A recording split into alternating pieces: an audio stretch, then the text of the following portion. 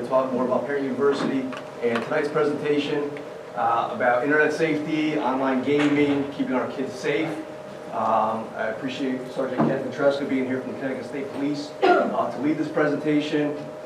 Joe D'Amato, one of our Prospect police officers, and Lieutenant Abruzza from the Prospect Police will be in here talking to you also at the end. So the presentation is going to be about 35-40 minutes, and there'll be opportunity for dialogue, conversation, and questions, okay? Thank you for being here. Thank you all for having me. This is a interesting one for me because I was a student here 30 plus years ago, and I don't think I've been here since, and it's my hometown, so I have a kid in the schools here, so I'm very grateful to be here, but I'm also a little bit nervous because it's just so close to home. Thank you guys for having me. Yeah, so again, he presented me, my name's Ken Petrescu. I'm with the Connecticut State Police. State Police Computer Crimes Unit, which we run the Internet Crimes Against Children Task Force for the state of Connecticut. I'll give a brief overview of what we do with that. I'll just dive right into it, keep it short. So, let's go. Let's just turn it on the side. Is it on? On the side. All right, so Connecticut State Police Computer Crimes Unit. We are located at the State Forensic Lab in Meriden. We are a team of myself, I'm the Sergeant, Task Force Commander. I do have 4 sworn troopers in my unit. We also have a electronics canine detection dog, so if that resources are ever needed, we can bring our dogs in. They can sniff around, they can find thumb drives, hidden cell phones, anything like that. We do have a criminal analyst as well. The Connecticut Internet Crimes Against Children Task Force is comprised of 70 police departments in the state of Connecticut. So basically, when we get tips ingested in the state of Connecticut, we do intelligence searches, IP address searches, and we determine the area where these cases are coming out of. So, for example, if there's an IP address that hits a Prospect, we'll call the Prospect Police Department. We work collaboratively with them on these cases. We are part of the National ICAC Task Force. We're federally funded by the Office of Juvenile Justice and Delinquency Protection, DOJ. So every year we get grant funds to push this program. Across the country, there's 61 of us, these task forces that operate. I know there's 50 states, but some states are very large. So like California, Texas, they'll have like 2 ICACs. And the reason, we're all connected. So we go on like an online portal, and if there's a case where there's a kid being enticed here online, something's happening with,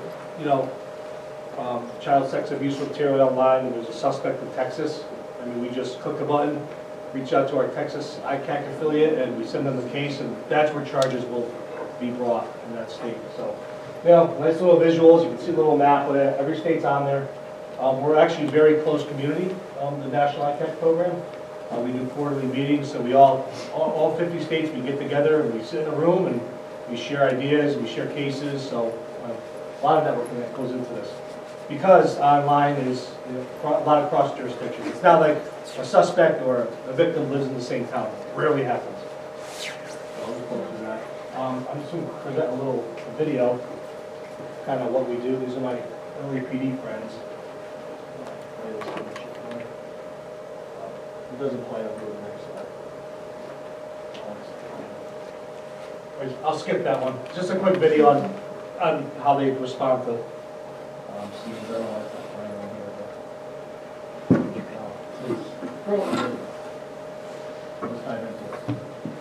So, our big thing, Internet Crimes Against Children, the big thing we focus on is child sex abuse material. Basically, minor engaged in real simulated sexual activities online, sexually suggestive photos of minors. Connecticut, it's kind of weird, but I just want to throw some of this stuff out there. Connecticut's the only law where it's under 16 years old for something to count as child sex abuse material. 48 states, it's 18 years old. Federally, it's 18 years old and under. And Louisiana, 17 and under. So so a lot of people think it's 18, but in Connecticut, it's 16. So I just think that's pretty interesting. When I got to the unit, I'm reading the laws, I'm like, I don't think I really need to dive into the purpose of child sex abuse material. We kind of know those purposes. But a lot of it is sextortion with financial gain. That's where suspects online on the web, they take photos, sell them on the dark web, Bitcoin transactions, and the dark web is really, really hard to trace. We do a lot of dark web work, but it's very, very, very hard to trace. Obviously, the impact on these kids is, re-victimizes them throughout their entire life. It's like a tattoo. So I'm just giving them. So just a couple laws. As you mentioned, the sextortion is I'm going to get into different than what you just said, right? You just said about photos about and. getting their pictures. Yes. Sextortion is different. We're going to talk about that. No, yeah, I'm gonna dive deep into the sextortion part because it impacts our kids tremendously. But just some laws pertains to our state. Again, here's a weird one. So enticing a minor. So if there's an adult talking to a child online, under 18. So if I'm trying to, not me, but your child is 17 years old and there's some creep online talking to your kid, and it's getting sexually suggestive. 17 years old, it's crime. But again, back to the CSAM, if that person possesses an image of that 17-year-old, it's not a crime. So we've been trying to work with our state legislators on kind of freshening up these laws. Hasn't been passed yet. Trafficking persons, I'm not going to dive too much into human trafficking. Does federal law supersede that in some cases? Yeah, but the federal, yes. So it doesn't supersede it, but the federal, we work with the feds a lot. Yeah. I'll dive into that a little bit, but the feds are interested in taking very big cases, very juicy cases. So if it's just a simple, they're all big cases in my eyes, but the feds are very nitpicky on what types of cases they take. Yeah. Sometimes the AUSAs, they decline prosecution, it goes back to the states, and we're kind of stuck with it.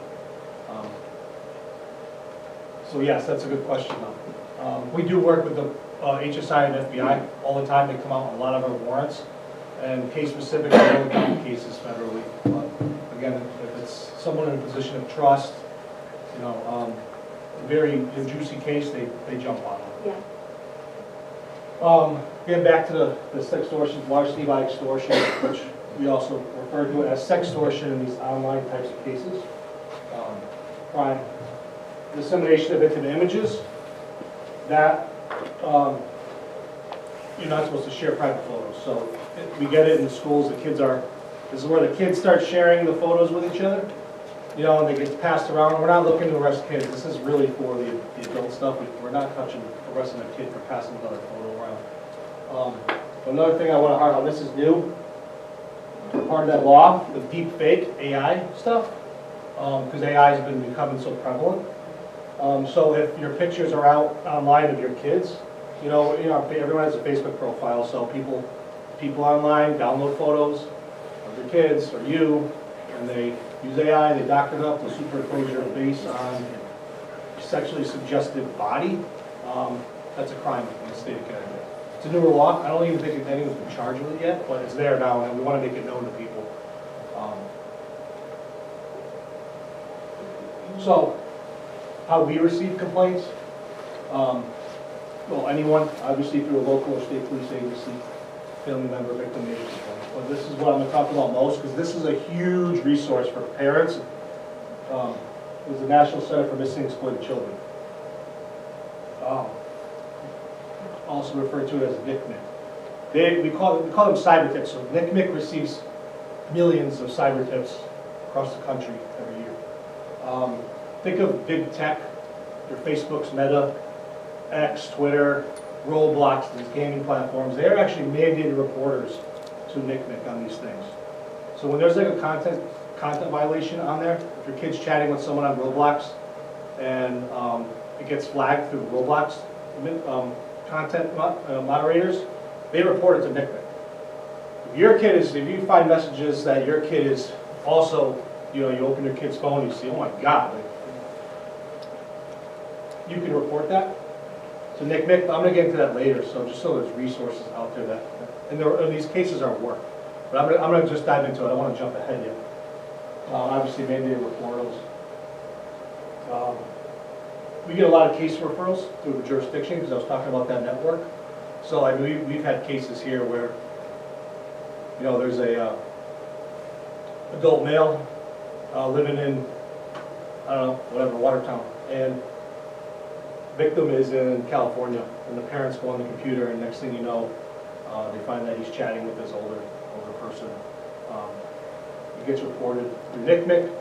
NCMEC will get everything, and then the IP address comes out of Connecticut, it goes to us. Once we get it, we do our title search, we do some search warrants, we determine where this is in the state. We go, hey, prospect, you got a case. I mean, we haven't even had any cases out of this town for suspects, so it's good. We get to keep it. But we will give it to the appropriate jurisdiction. If they don't have the resources to investigate it, we run with it. So typically, unfortunately, we do search warrants every Wednesday. Every Wednesday is Warrant Wednesday. We go out and we kick in a door and we take someone's computer every Wednesday.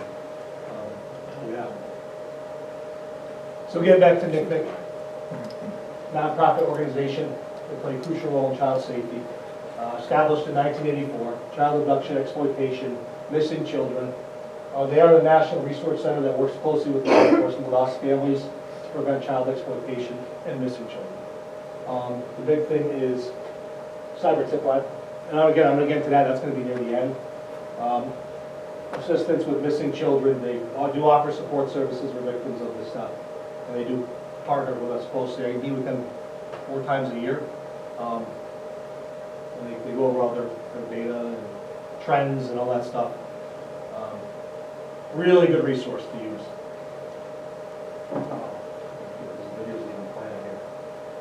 Of course, the videos are the best part, so I'm going to talk. I can just watch and set you guys up for something. Let me see if I can get it to play. I was playing before I found this computer.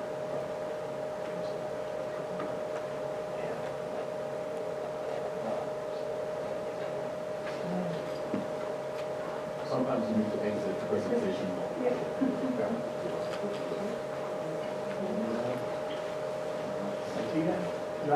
Oh. He's right there. Now, I really want to show you kind of what they do, because it is real. It's not like TV. I had the final edit of this work. I can even not even there. I just put on a thumbnail.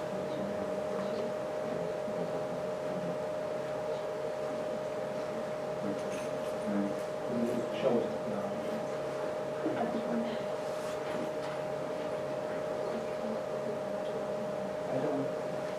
Yeah, I'll just, it was pulled up YouTube really quickly, so I'll just pull it up on that.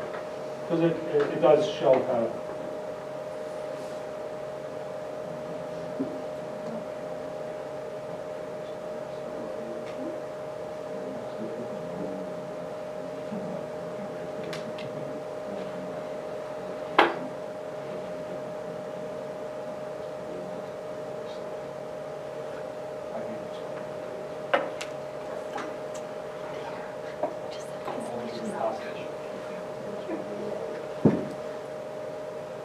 There it is.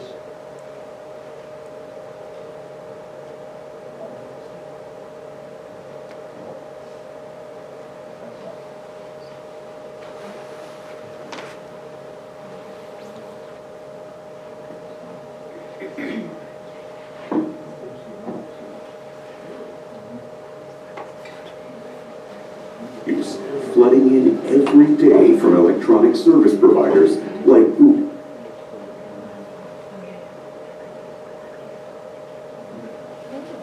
Got it.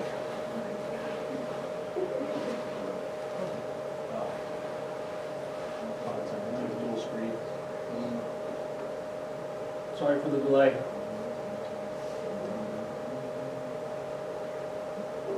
On any given day, analysts working the cyber tip line at the National Center for Missing and Exploited Children sort through thousands of reports. That's tens of thousands of images and videos of suspected child sexual abuse flooding in every day from electronic service providers like Google, Microsoft, Facebook, and more. NCMEC is the critical hub, quickly getting these reports in the hands of law enforcement. In mid-December of last year, one report quickly rose to top priority. A NCMEC analyst identified brand new content, photos and videos of an infant being sexually exploited by an unknown male. NCMEC knew that brand new files meant one thing: the child was in imminent danger. Working fast, NCMEC tracked an IP address in the report to a possible location in San Jose, California. And within 3 hours, cops had located the 5-month-old infant, arrested the suspect, and rescued 11 other children from the home. If end-to-end encryption is implemented with no exceptions for detecting child sexual exploitation, this child's abuse, along with countless others, would remain hidden, and those who harm children may never be brought to justice.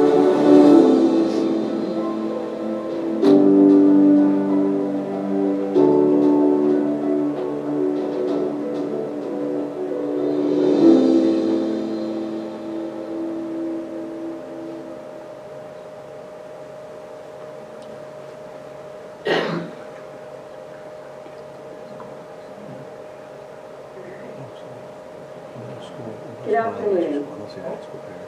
Today, the Justice Department is proud to announce a new development in an ongoing investigation into Ryan James Wedding.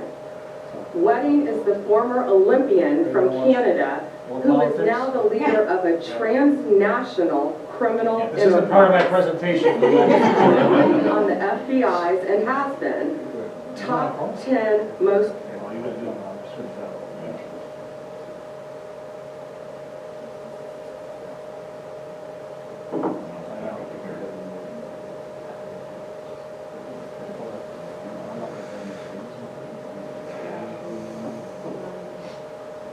While they're preparing that for the next slide, I just want you to understand this. He comes from a specialized unit of Connecticut State Police.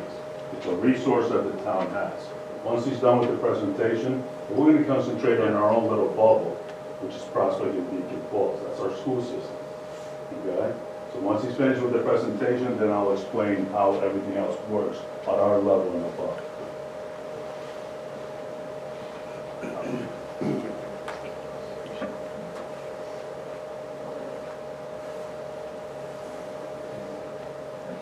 Bottom right. Bottom right, the little thing, just pick up a box and a, no, right? The one that looks a little, no, one roller. One more, there it is. Yeah. Slideshow. Take the village. Thank you.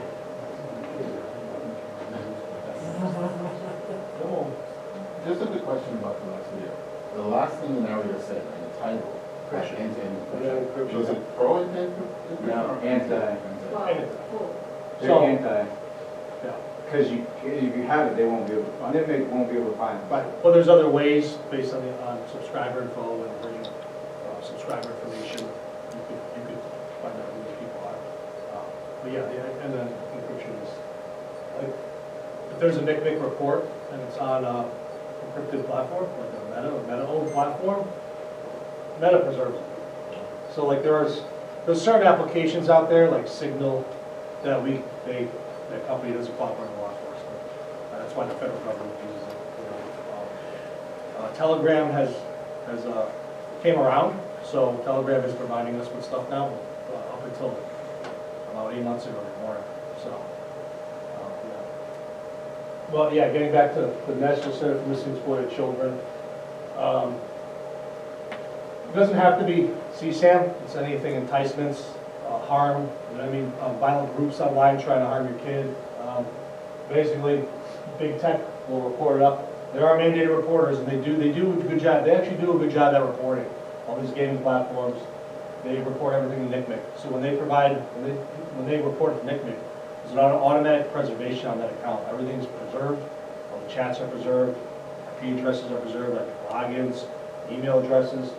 And once it goes to NCMEC, their analysts do that with that video, what I showed you. They do it up. They do an open source IP search, determine what state it comes out of, and then it gets sent out. And for the state of Connecticut, in the calendar year 2025, we got about 11,000 tips for the state, so we're very busy.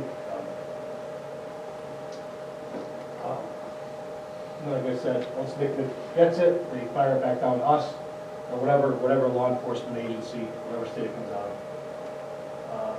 Just some stats, just to see how crazy this is out there right now. 20.5 million reports across the country this year. The big thing is too is online enticements. They're up 192% over the last couple of years. Again, the reporting's delayed because 2025 just ended, so we don't have all the data yet. So this is 2024 still showing. The violent online groups, that's been way up. So there's groups online that can get your kid to harm themselves, to slit their wrists, do nihilist type stuff. We actually just arrested a kid out of, where was he out of? Basra. I think he was out of Basra. He was part of one of those groups and he was online telling the kids to harm themselves. He was out right out of Connecticut. So it was 2 weeks ago. Again, just simply, I don't want to beat you guys with data. There's a lot of stuff out there. But this is extortion. That became a big thing over the last couple of years. And I'm going to dive more into sextortion stuff. That sextortion stuff on the kids is very, we take it very serious. So as soon as we get a sextortion case, it's an immediate call to the local police department in the town because our #1 priority is checking on the well-being of that kid. Because the suicide rate is very high with the sextortions because it's embarrassment. So yeah, back to sextortion because I really want to hammer this home. It's a form of violent exploitation of perpetrators, coerce minors and adults. We've had cases where adults fell into the trap, sending explicit images or engaging in sexual activities. They use threats such as exposure of private information or images, manipulate and control victims. This is big with the kids. So a lot of times, these kids are in these Roblox groups or on Snapchat. You'll get a perpetrator online that'll friend everybody, right? So now it's like, hey, they have a fake profile photo. And the kid accepts a friend request because he sees, or she that sees that they're friends with 20 of their friends. They build rapport over time and basically get pushy with sending photos. The conversation becomes sexually suggestive, and then next thing you know, the photo gets sent off, and then the suspect says, I want money. Or, you don't pay me, I know what school you go to, I know you play football, I know your friends, I'm going to send these photos everywhere. And the kids then become, it's an emotional thing for the kids, for sure. Like I said, right away, this is from a real text from one of our cases, and that's what they do right away. The kids are panicking in their room, they don't know what to do.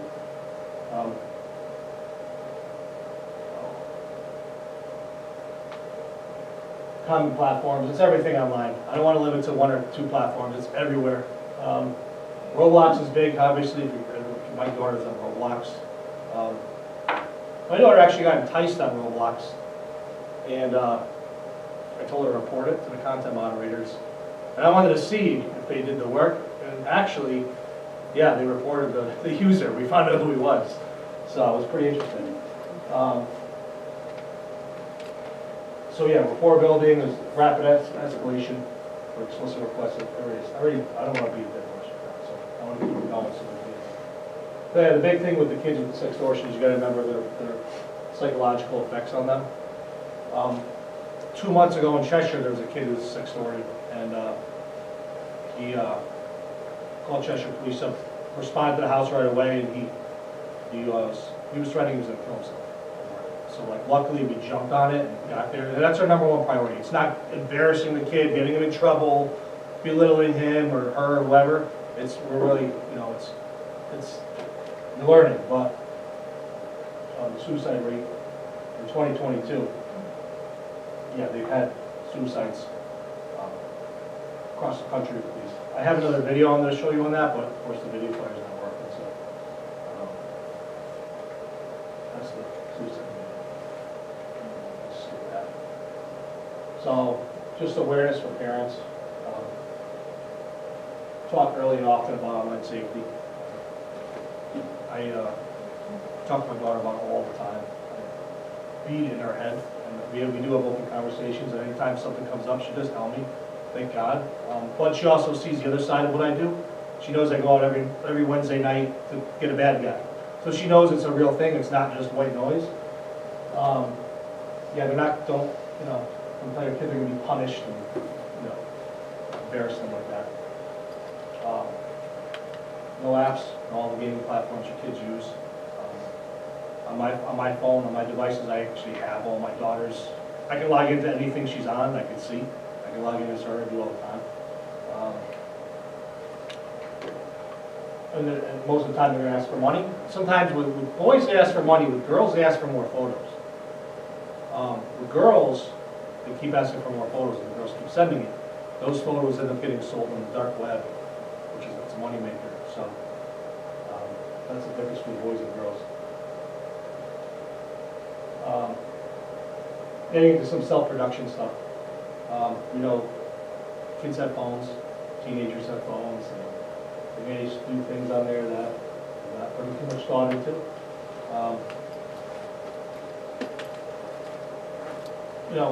Snapchat, Instagram, WhatsApp, gaming platforms. I just want to touch on self-production because in the schools, photos do get passed around. This is purposely crossed out because we're not arresting children for self-producing an image, right? Like a 14-year-old in the school takes a photo, sends it to another kid, and they start getting passed around. We're not going after that kid for taking a photo of themselves. It's not going to happen. Courts won't even entertain it anyways. But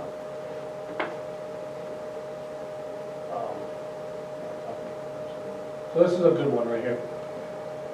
So this is a resource, take it down. So if your child, this happens to your child, and a photo ends up out there in someone's hands and ends up posted somewhere, parents, you can go to that website, NCMEC, upload the original photo, and NCMEC actually does their best to scrub the whole internet to get that thing removed so it's not continuing to be passed around. It's not 100%, but it's a huge resource. We direct people a lot to this, especially that 17-year-old age group where it's not a crime in Connecticut, but we give them that resource. The other thing too is the cyber tip line. So if you don't want to report it to the police, which we'd love to know about it, but you can go right on to the NCMEC type cyber tip line. If you see something on your kid's computer where they're being enticed, there's a screen name, there's something going on, take screenshots, preserve everything, and you just fill this one thing out. It's right on the website, check it off, and you submit it, and then the cyber tip's generated. They will then have everything preserved from the big tech side and get all that data. They get all the data. And then once they get all the data, they send it to law enforcement anyways. So I just want to end on that note with the cyber tip line, because that's a huge tool. And we get a lot of reports here too where they bypass the police department. They go on NCMEC and then it ends up in our lap. So, and it's a quick turnaround. NCMEC, it's not like 6 months you're waiting. It's a couple weeks. And the huge thing is the preservation of this stuff. So if people delete accounts, delete things, well, it's not going anywhere. I just want to leave this open to questions because, as the lieutenant said, this was a kind of specialized in what we do, but we can by all means answer questions and whatever. So now we're going to talk about the town of Prospect. Yeah. And I'll include Beacon Falls. Okay? You just sat here and listened to 30 minutes where he works, what his specialty is, what his training is, and how long he's been doing it. That is a specialty. Okay? So the town of Prospect is 15 square miles. We have 15 square miles with about 9,800 people right now. We have 2 schools in town, but we share the other schools with Beacon Falls. So our kids in Prospect go to Beacon Falls for their high school. Beacon Falls kids come here for Long River Middle School, so we share the wealth. Okay? A lot of information to keep in under your hat, right? If you ever run into a situation like this, could it happen to you? Could it happen to your child? Yes, it could. Has it happened in Prospect? Yes, it has. If you watch the news, Ansonia PD worked the case for 2.5 years. We picked him up Monday morning. He lives here in town. He was picked up. Over 100 images of child porn. Okay? So how does it work for the town of Prospect? It's really good. So let me explain to you the nomenclature of the police department here. I did 26 years with the state police. My first 12 years, a lot of it was undercover. I was an instructor at the academy. I worked many years undercover until my son started going to school in the school system here. And was embarrassed because I looked fat, okay? So I shaved everything and I decided to be a trooper on the road, and I became the resident trooper of the town of Prospect. I did 15 years as the resident trooper of this town while my kids were going through your school system. I retired, left, started a new career. The mayor called me back, and 3-4 months later, I became the Lieutenant Director of Public Safety for the town of Prospect. The deal I made with the mayor is I no longer work for the state police. I'm only going to answer to the mayor. My job is to make sure every kid in town has the same capabilities that my boys have. Because my wife is a retired trooper, and I'm a retired trooper. So my kids had a big old umbrella around them. So how does it work here? Right now, if you live in Prospect, every neighborhood in Prospect has a cop living in it. If you don't have a cop living in the neighborhood, you have a federal agent. Every federal agency is represented here in Prospect. Okay? Have we had cases like you just discussed? Yes. We had a case where an adult was taking advantage of a younger girl. Okay? The parents brought it to our attention. They brought it to our attention at 4:30 in the afternoon. 5 o'clock, I called my officers in. Okay? But I understand Prospect only has part-time officers. We do. We have full-time officers too. Okay? So I want you to read something for me. Ready? Right here. Sergeant Kenneth Ventresca, Connecticut State Police Computer Crimes Unit Supervisor. That means he's the boss. Got all these little acronyms right there, right? And his contact. He retires February 1st from the Connecticut State Police. He's got a sibling here in the school system. Next time you see him, he'll be wearing, Joe, you want to come up here? He'll be wearing that uniform February 2nd. Okay? Now, some of you parents recognize Joe. Joe used to be, what was your nickname? At that school all the kids called him? The security guard? He's Officer Joe. He's Officer Joe, right? When he left Waterbury Police, he retired from Waterbury. Okay? Great career, SRO, PAL, did everything.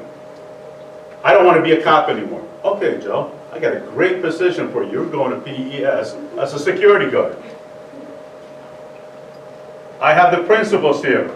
Every kid, everybody in the school system loved Officer Joe. Okay? And then I brought him back to me. So nobody spoke to me from your school for the next 3 months. Okay? We did. You did. Then Joe starts working for me. Then I brought Joe back to the school system, and he's now the liaison for the school system. His whole responsibility working days, evenings, is Long River Middle School, PES, and the kids that live in Prospect that go to Woodland High School. The reason why he works days and evenings is because during the daytime he's in the school, both of them, eating lunch with the kids, spending 8 hours a day in the school. When he works evenings, the odd week, he's at your courts over there, he's at the baseball field, anywhere where the kids are. So your kids that are not talking to you right now, go to him and tell him stuff. You understand the concept? Now, we have a situation, we have a case in the town of Prospect that has to do with something like this. We have had those in the past. If they're children, we will take every red flag possible. But are we going to make one phone call and start from the bottom of the pond and try to work our way up? No. We go right to the top. So if you bring an issue to me, and you say to me, my daughter, my son's involved in this, they're being bullied, let me see it. I think they are. Give me 1 second. Kenny, I need you to come in. Is Kenny going to call a trooper that works at a troop bar, or is Kenny going to call the commanding officer of this new unit, his unit? We go right to the top. So I'm going to give you an example. We had a victim. The parents came in, they found that she wasn't eating, she was acting weird. She just wasn't being herself. She's an outdoor, sport-oriented young lady. She was withdrawn, would not come out of her room. The parents got worried. They brought it to my attention. They were concerned, okay, Where's her phone? Well, I don't want to violate her rights. Okay, honey, you came to me for a reason. Stop being a friend, give me the phone. We took the phone, mommy pays for the phone, daddy agreed, they gave me the phone, we made one phone call. They came down, downloaded the stuff, and we worked the case right off the bat. 2 officers came in. John Kennelly came in, who used to be a detective with Waterbury Police Department. And another officer who was major crime detective with the state police when he retired. They both worked the case for 23 hours. On the 23rd hour, we got all our statements done, got everything done, walked everything to the judge, who at the time was living in Woodbridge, signed all the paperwork. Now we have cell phone, computer, laptop, iPads, everything from the subject. Now we got to kick back and wait. So I guess the technician's got to go through the whole thing. It's one of my kids from town. We don't wait. So we call one of the people that live in town, who happens to be a federal agent. I need a favor, I'll buy you coffee. What do you got? I give him the details. He came to the office. We gave him the evidence form. We gave him all the evidence. He got into this federal assigned vehicle and drove to Boston. He sat in Boston for 12 hours. Then he emailed me the report. Why? Then he started driving back with the evidence. While he was driving back, we were able to get the arrest warrant. So we already did a search warrant, now we got the arrest warrant. Within 48 hours, we had the guy locked up, non-stop. Do you see the big picture? So how can we help you? It's real simple. You know your kids. You know what they do on a daily basis. You know that if they're mad at dad, they go to mom. If they're mad at mom, they go to dad. They're kids. You were kids at one time too. The kid starts acting up. The kid is worried. The kid is pale. The kid's not eating. They're not playing video games. Something's up. Omitting anything you do, not listening to you. And all they got to do is, they got those headphones on and they're playing video games. What are they playing? Who are they talking to? A lot of the red flags come from those video games. Because you got people from all over the world playing in those games. Okay? Your job is to raise your kids. Your job is to make them better than your parents made you. We're here to support them. I have the capability. I have the ability to do that for you. Okay? I have the expertise that works in that little tiny office right next to the senior center. I don't care if I was in a shoebox. I have cruisers so they can patrol and get to your house. I have all the equipment necessary. I don't care that we have beautiful Taj Mahal building. Doesn't matter to me. I raised 2 kids in this town with the help of the educators, other parents, coaches, and everybody else. Because my wife worked major crime and I worked at headquarters. So when something major happened in the state police, we both got activated. And I could come to your house, hand my kid to you, and said, I'll be back when I can. And you will keep my kid for 5 days. I have 2 extremely successful boys. This day, today. Okay? I was able to do it with people like you. So when you come to me and say, geez, you know, I don't want to bother you, but, okay, you're not bothering us. You're not. Okay? We want your kids to get home every single day. When your red flag goes up, when the hair in the back of your neck stands up, that's a sign. You've got to act on it. Do you have the right to go and look at your kids' phones? You pay the bill. Do you have the right to scan whatever they're doing? He told you you do. Do we have the ability to download anything? Yes. Okay, I don't want to violate it. He mentioned about extortion. Have we had cases of extortion here? Yes. Usually happens through divorces. Okay? Well, I mean, the famous one is Pornhub.com. You had a beautiful evening, you decide to videotape yourself, and it gets posted. Then you said, oh my God, I can't believe it. Is it against the law for adults to post anything? No. Is it against the law for children to be posted? Yes. He talked to you guys about the monitors. The people that monitor this stuff, right? Local police departments have monitors. Naugatuck has one. I believe Cheshire has one. My surrounding towns. Waterbury has one. Joe worked in Waterbury. He works for the state police. I work for the state police. I'm very tight with the Naugatuck chief and everybody else. Do I need a monitor in Prospect? No. All my surrounding towns, they just add my zip code and add what we need, the district. We have red flags. Yes, Naugatuck advised me of 2 cases where the red flags came up. FBI notified me of 1 case from one of their monitors in Washington, D.C.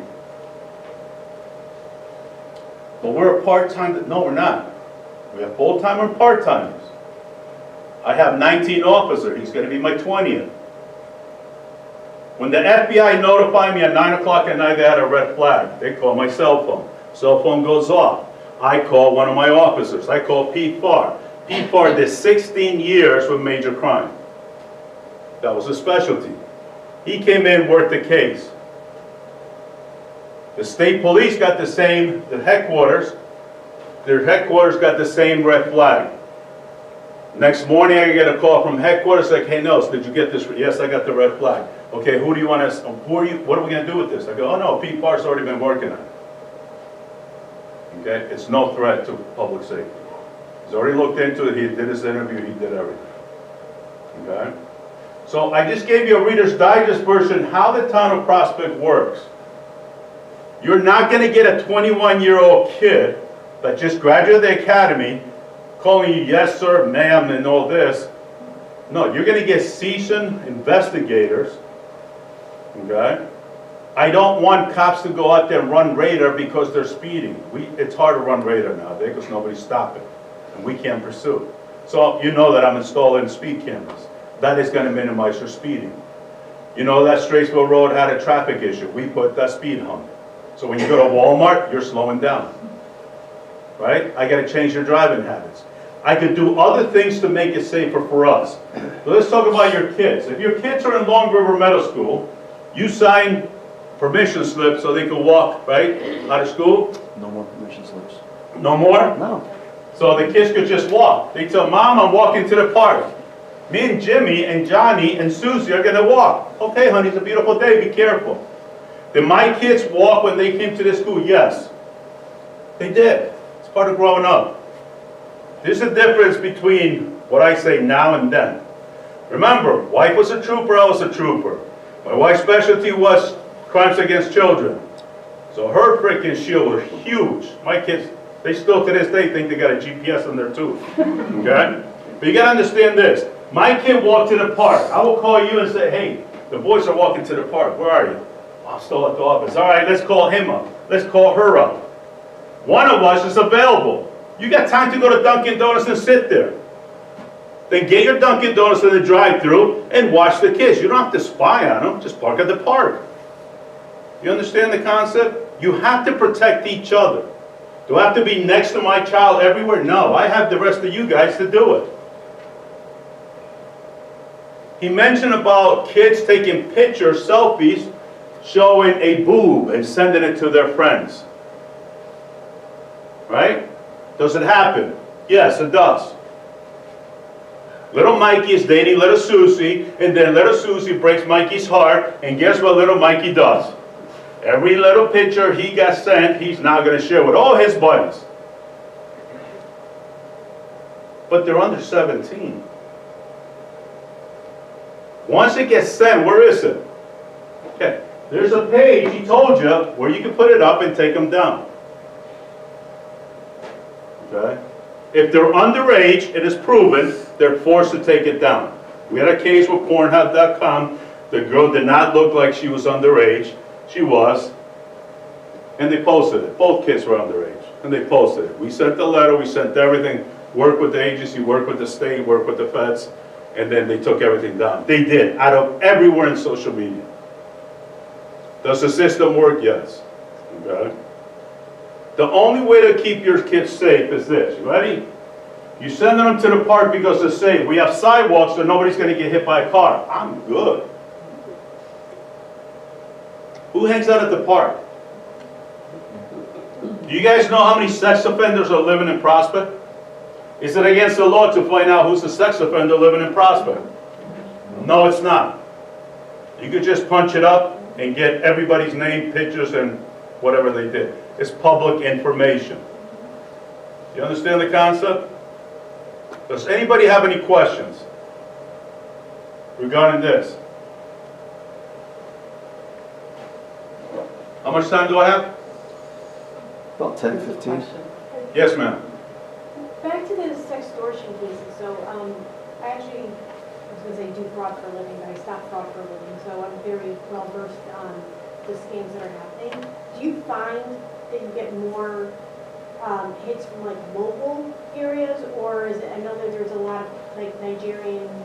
A lot of it comes from Nigeria, yeah. There was one of the videos that wasn't working, where the guy came out of Nigeria. The kid killed himself, unfortunately, but the scammers came out of Nigeria. We worked with the FBI on it for the overseas stuff, yes, and they were arrested. Yes. But a lot of it does come from overseas. The sad thing with social media, the internet, computer, is that you're not going to commit a crime in the state that you're living in. Right. Because for us to go to New Jersey, it's an act of God to even try to go get it. Right. So that's the problem with it. And that's what helps with our task force. Right. We got that, Right. that communication. It's literally a portal. Once we catch when there's something on New Jersey, victims here, suspects there, we send them to New Jersey, but we work with the victims here still. Right. And then prepare it all, then they'll most likely prosecute in Jersey. And then we'll actually extradite the guy back here. Yeah. Agencies work very well together. Agencies are always working together. We all have a special interest, okay? And we all have kids. We're human like you guys. We take it personal. I take it very personal when something happens in the town of Prospect, especially to one of my kids. So to us, it's personal. I'm the one that hires and fires everybody at the police department. So I get to handpick my team. I don't have any bosses. The only boss I have is the mayor. So what I recruited here is the best that I could find. And a perfect example is him. I could just line all my cops up and tell you. Do you plan on retiring anytime soon? I like to. I have a son that lives in Hawaii, so I go there every 3 months. But yeah, that would be nice. Listen, yes, ma'am. I had gone like a year or two ago to a workshop by a gentleman named Scott Driscoll, who I don't know if you're familiar with, and he did internet safety. And I remember leaving there and him talking about how if your child receives an inappropriate photo and then your child forwards it to someone else and then they forward it to someone else, that they actually could be charged with felony because it's child distribution. But then it looks like that's not the case. So was it ever and it changed, or that was like my biggest takeaway from I know the presentation you're talking about. Yeah. If an adult does that, you're sharing, if it's a Right. porn style picture, Yeah. yes, not a child. Okay. Yeah, no, we're not. The juvenile court they're not going to Okay. prosecute a child for that anyways. If it's happening in the school, we suggest the school handles it administratively. So it's on top of it. Yeah, when it's not, Okay. no. Look, Again, felony for an adult, 100%, even if there's two adults. And like the lieutenant said, they're going through a divorce and, I got these pictures of my ex-wife and I text her letting her know, like, hey, if you don't give me, whatever, through the divorce agreement, then I'm gonna send these photos out, Right. And then they do, that's, they'll get charged, not with kids. Okay. So, not to No, throw it, no wrench. I would tell your kids, and I'm gonna tell my son too, don't send that stuff Right. out, Right. right? And, you may be angry or whatever, but one, you shouldn't take pictures to begin with. They can't get in trouble, it's against the law. It used to be a felony, now they reduced it for kids under 18 for it's a misdemeanor. But it's still a crime, they may not punish it, but they could, because obviously someone's fired up, right? So my son sends out pictures of your daughter all over the school, and now you're fired up, you go to the prosecutor and say, this is BS, I want this punished, I want it prosecuted. So it's still a crime. Whether the juvenile courts will pursue it right now is something different, but I would suggest that you tell your kids, one, don't take pictures, two, don't send them out, and if you get some, especially these things where some kid sends it, oh, look, I broke up with Sally, look at this picture, don't push it off, because now you're just adding to the mix. And to your point, yeah, we don't tell the kids, we Yeah. tell them it's a crime. Like, it's not like it's okay, you can do it, no, it's a crime, it's arrestable. We're not gonna tell them the back end of things, you know, but yes. But also- So just to reiterate what they're discussing right now, let's take it to another extreme. School shootings, right? Everybody's aware of school shootings. You have a kid that posts a picture with a gun that looks like a real gun, and he posts it and sends it to his friend. One of his 10 friends puts it out even more. A parent sees it and brings it to our attention. We take it as a crime. Okay, we'll go right to the kid's house and let me see, a lot of the times they're BB guns, the facsimile guns that are kids' toys. But right now, kids' toys look like real guns. Okay? When you see it on social media, when you see a picture, that's where the red flags come in from the feds, from the state, from the monitors. And we do take it as a crime. He's absolutely right. We go, whether it's a misdemeanor or a felony, we take it as a crime. Once we're done with the investigation, we then take it to the court. In this case, a juvenile, we have to go to juvenile court. Juvenile court is sometimes not going to prosecute. So everything's taken as a crime, so as long as everybody's 100% sure. Since I just mentioned about guns, let me ask you this, ready? I told you population in the town of Prospect is 9,800. I'm the guy that authorizes your background check when you get a gun permit. I'm the guy that has to sit and read the whole package, background check and all that, so I can literally tell you, right to you right now, Bethany's known to have more horses than people. Right now I got more guns than people in Prospect. Because she got a gun permit, but she owns now, because she's into it, 10 guns. You have 15, you have 20, you got 30, and it goes on and on and on. So let me ask you this as a parent. If your kid's doing sleepovers, if your kids are going to people's house, so if my kid's going to sleep at your house, would you be offended if I say to you, do you guys have any guns in the house? Okay? Do you ever ask? Your kids have sleepovers, do you ever ask? One time, when my kids were young, they were going, actually Trevor was in this school, he had a sleepover. First time we're going to allow him to go, because we're both troopers, we don't trust anybody. First time he was going to go. Okay? So we let him go. My wife went and interviewed the mom and the dad. They assured us they didn't have guns, they didn't have anything. Then it happened to us. My wife, a couple came in and said, hey, you know, you guys are having a party. I think it was the 8th grade graduation party. We're having all the kids over. Okay? Had a big pool, I had everything in the house, everything was set up, but they're all going to crash at the house. And I had one set of parents came and talked to us. And they sat down, I don't know how to ask you this, but we know you're both troopers, and do you have a safe for your guns? Well, like, oh my God. Yes, come on, I'll show you. I got a big safe for all my guns and everything like that. You are the first person that ever had the guts to ask us that. But how many times do we have an incident where a kid's playing, they find a gun that's not secure? We've had a case right here in Connecticut where the kid got killed. Shot himself. The thing is this, listen, we were all kids at one time. We all have feelings. We want to be our kids' buddy. We're the parents. I'm sorry if I hurt my kids' feelings. I told you that to this day they still think they got a GPS on their tooth. I knew everything they were doing. Why? Because I bought them a phone when they were in this school. But they had a tracker on their phone. Do you have a tracker on your kid's phone? You have apps. You know where they're at all times.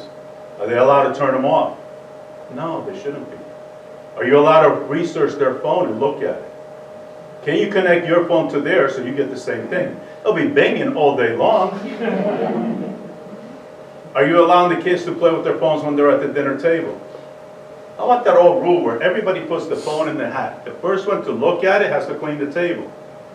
And then while they're cleaning the table, you sit there and you watch little Susie and little Mikey, and let me scroll down and start looking. Mom, please. Someday they're going to thank you for that. Okay? If your kid's personality, anything changes about your kid, that should be a red flag. Do not wait till it's too late to come crying in my office when you had that feeling 3 months ago. Your kids are playing sports. If you're a coach, you know you came to my office to get fingerprinted. You cannot have any contact with any of my kids in town unless there's a background check on you. We just started doing that about 3 years ago. Okay? I tell Mr. Moffel, sir, how many kids do you have in this? I don't have any kids. What? But you're coaching. Oh, but you know what? I know you for 25 years. Your kids grew up in the system. Your kids are in college now. And I have people like that are still coaching baseball. I don't know, something about the American people. Baseball, they coach for 50 years. Okay? But I know those people. Okay? If you come to coach in this town, you're going to get fingerprinted. You're going to get a background check. If any red flags come up to me, I'm going to sign one of my officers to do a neighborhood canvas. Because I want to make sure if you're going to coach soccer, she is going to be the best coach for everybody's kid. There's 0 tolerance on the court. That's my rule. So if your kid is a referee, an umpire, a coach, and there's any F-bombs being dropped, they'll notify me. Your kids are there to play, have fun. Listen, I'm going to break the bubble right now. Your kids are not going to play in the NBA. They're not going to be in the NFL. I hate to break it to you, but we all think they're going to be. But I don't want my town to be in the 6 o'clock news because 2 women went at it at a travel Catholic game. You understand what I'm saying? If you ever have any questions, concerns, anything, whether it's you, your girlfriend, your friend, your cousin, whatever, call us. You're not going to bother us.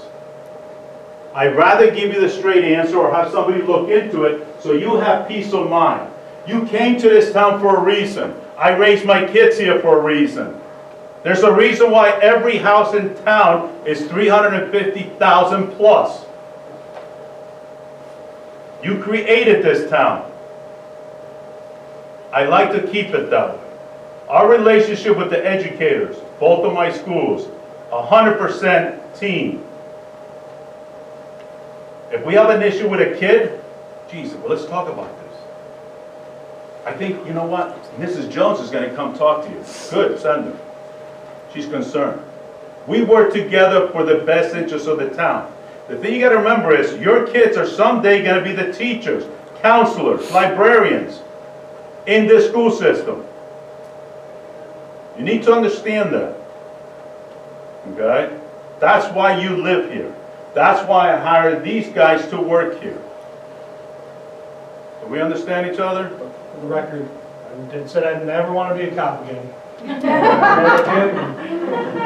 They explain everything, how he's talking to you, and it's very enticing. So, and it's with the group of guys that work here. We have everything accessible to us for your best interest. You need to understand that. You will never bother me or any of my officers. I will assign the best person for that job. And I have all specialty officers here. Okay, they all have a specialty. So I'm very, very comfortable. You have a big storm coming on Sunday night. I am very comfortable. If you're a nurse and you need a ride, you call me. I will get you to the hospital. I got to get you there.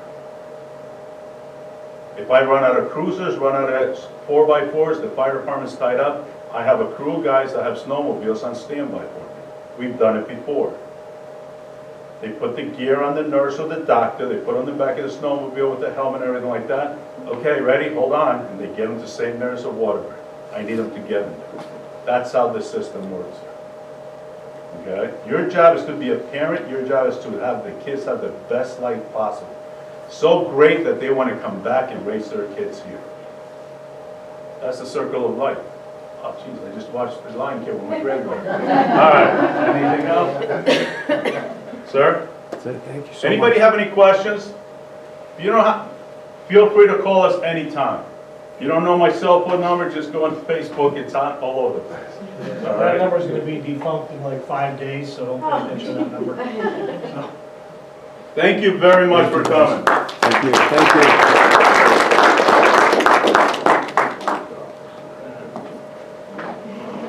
Good. Thank you, everyone. Thanks for coming tonight. I appreciate it. Bruce, thank you. Yeah. It's on there?